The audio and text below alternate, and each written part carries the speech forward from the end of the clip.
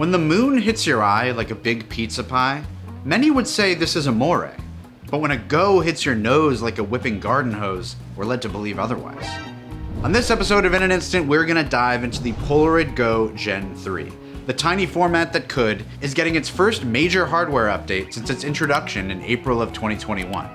5 years later, they've reworked the baby Polaroid package into a camera that's worth its weight in Go. At 9 ounces, I guess that isn't saying much, but most of the stuff I said in this intro is kind of nonsense anyway, so whatever. You get it. We're having fun. We're having fun on YouTube.com. The kind of photography that would become part of the human being. Press a button and have the picture.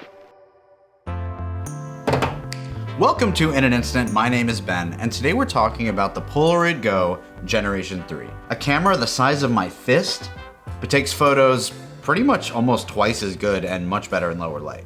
In a world of pixels and artificial intelligence, who could blame a guy for getting excited about a new analog camera? And the Go in particular has a personal resonance for me as I worked on Polaroid's campaign for the format's initial introduction 5 years ago, and then collaborated with them on a production for the Gen 2 model. And those projects, along with simply being alive, has very much fed the Go into my daily life, making it a fixture of both my lived history with instant film and the present capturing of my relatively untroubled existence. The original Go film and camera combo were ostensibly Polaroid's answer to Instax Mini, which by current count has netted Fujifilm $1 bajillion in sales, and stands as the best-selling film format of any variety in the world. The Go was meant to introduce a lower-cost, simpler system that could be better suited as a daily carry, fun-loving snapshot camera. As it stands, a 16-shot double pack of Polaroid Go film costs $22, equating to just over $1 a shot, half the cost of a pack of the larger, traditional Polaroid film. But while the Go camera could be considered by most measures a lighthearted camera for beginners or casual use, it still does shoot Polaroid, with the same chemistry and quirks of their I-Type N600 film. As such, while the Go camera operates simply and automatically, it still requires a non-zero degree of skill to take a good-looking picture. And it's that conversation between the film and the camera and the user that results in how much joy someone is going to get out of this thing. For Polaroid's part in the matter, they updated the Go camera in 2024 to try and de-skill the process a bit, updating its lens for better usability in low light. But the bones of the camera remained quite similar, and an inevitable overhaul of this hardware was only a matter of time.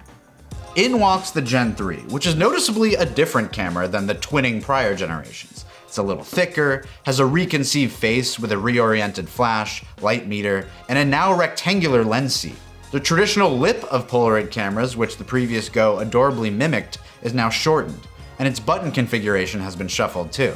It's added a second loop for straps, and overall has completely retained the Polaroid Go essence while using these structural alterations to make room for updated components inside.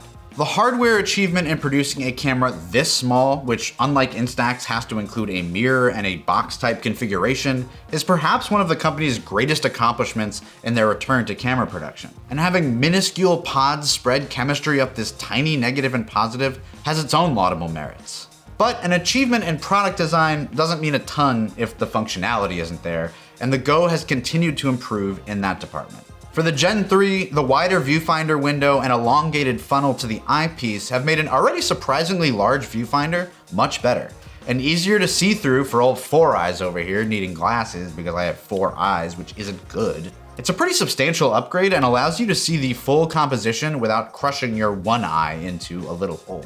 The further inset lens handles flaring better, and the optic inside has been overhauled as well. Curiously, the Gen 2's heralded upgrade was the lens's increased aperture range of f9 to f45, but the Gen 3 has dispensed with this wider aperture in favor of an f14.5 to f32 optic. I find this quite strange as it sounds like a regression in usability, and maybe it technically is, but the new optic is absolutely superior with regard to clarity.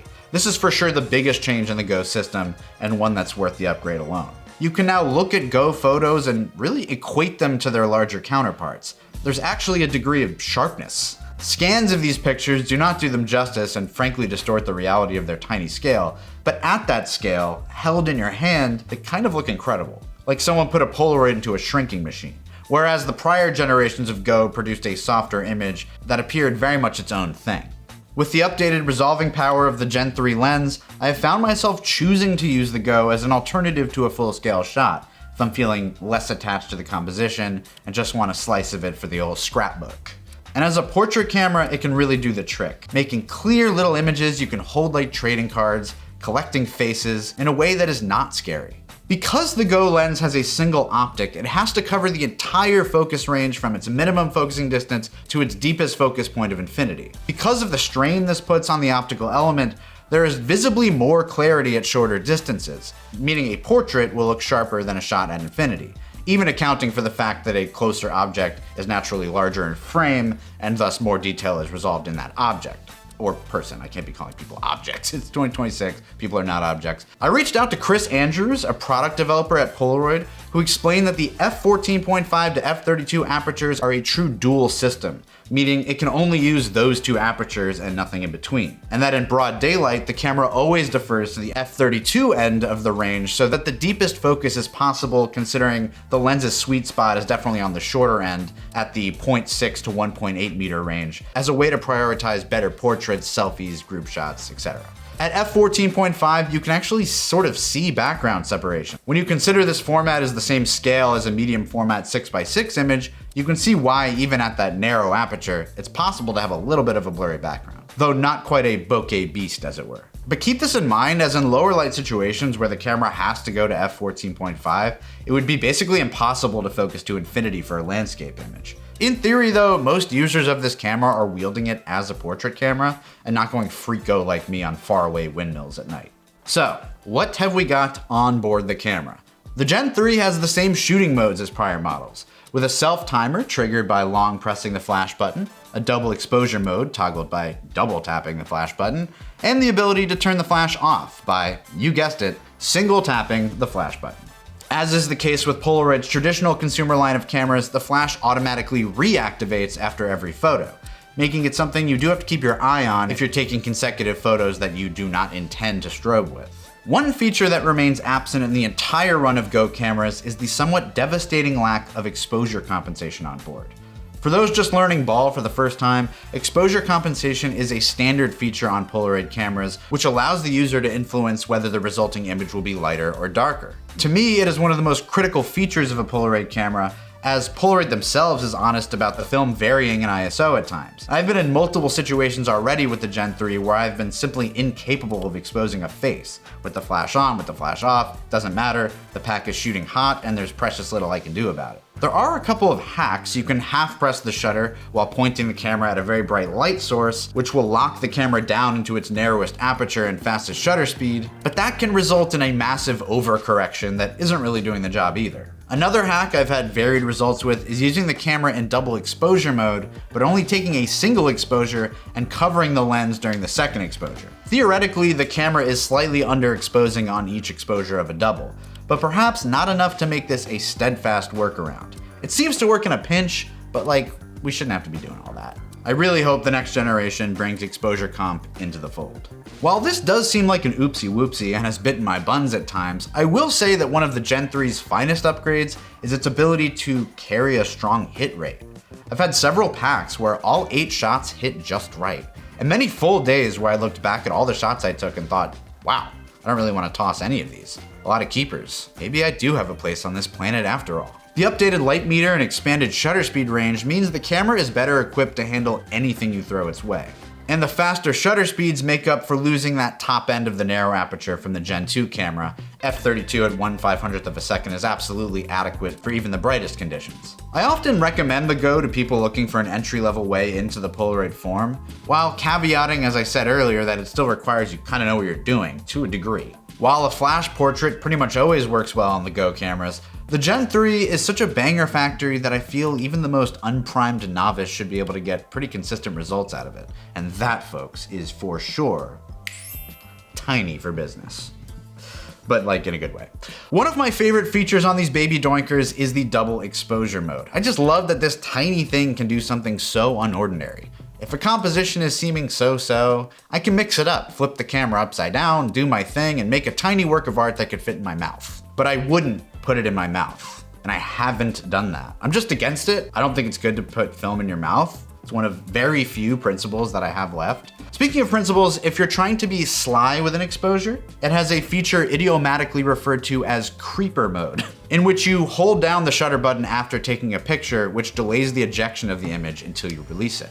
Selfies are always a delight on the go, as its coded viewfinder reflects like a two-way mirror, also allowing subjects to see themselves while a photo is being taken, which is kind of fun. I found the Gen 3 and really all the Go's do love full arm extension for their selfies, as its minimum focusing distance of 0.6 meters doesn't quite work unless your arm is fully out there. Last and least, it does have USB-C charging, the preferred charging port of Europe and Internet Instantonians. It holds a charge for a damn long time and really is back of mind most of the time, which is great.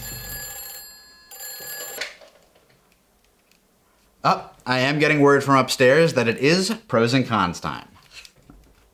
No way. She actually said that? That's honestly really disrespectful. Yeah, that's actually really disrespectful.